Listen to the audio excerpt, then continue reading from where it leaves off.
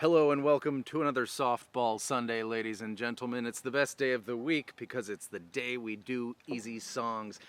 Yes, and this video today is dedicated to one of my dearest friends, Mr. David Nutter, who is not only a professional guitar hack, he's also a struggling golfer and a very mediocre tax accountant. My tax accountant. And he said if I made this video for him this year, since we're friends, he'd only charge me double. So here we go with For What It's Worth. The first thing you notice when you put this track on is the harmonics. They're cool. You do the 12th fret of the E string. Now when you do this, the goal is to touch the string as little as possible without not touching it. And I'm going to put my finger right over the fret, the metal bar thing that's called the fret, not the space in between that's called the fret. The bar in between 12 and 13. Touch so gently. And you can even take your finger away afterwards. And then it's the same thing on the 7th fret. And those are the harmonics. 12th fret, 7th fret. And those harmonics line up with the chords E and A7. It's the A with a hole in it. The G string's open.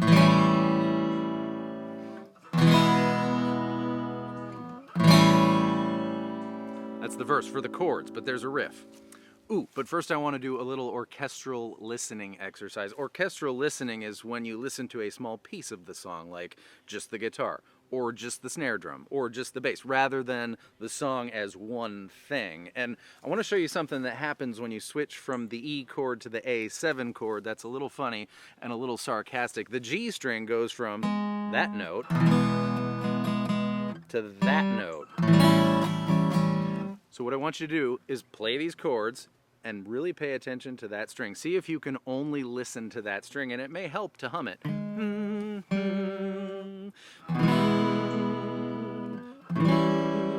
No humming. You hear it? It's a funny chord progression.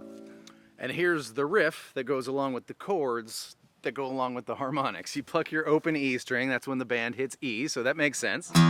Then we're going to do a little slide from A2 to A4, and then we're going to pluck D2. The Mighty Ducks are back. So, open E, slide, D2, another slide to open A, another slide to D2, and one more slide, and then you start over with the open E. E, slide D2, slide A, slide D2, slide start over.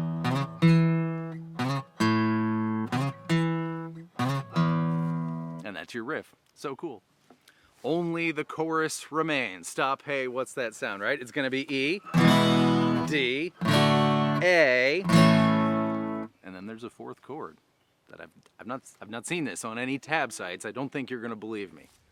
And on that note, I never, ever use any tab sites to learn these songs to teach you all. I use my ears and some software that separates the tracks out so I can really hone in on the guitar. And sometimes I'll go watch videos of the performers. I did all of those things in this case. And sometimes when I find something very surprising, like in this case, I'll go on the tab sites to see if anyone's corroborating my story. And nobody is corroborating this story, but this is the fourth chord in the chorus to this song, and I will go to my grave standing by that. It's B flat diminished 7, which sounds really complicated, but it can be as simple as D2, B2, and A1.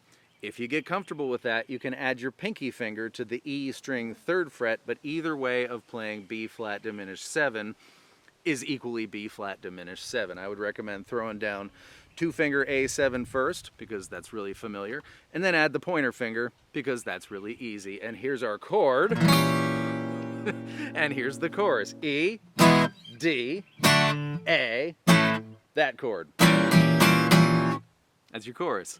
Stop, hey, what's that sound?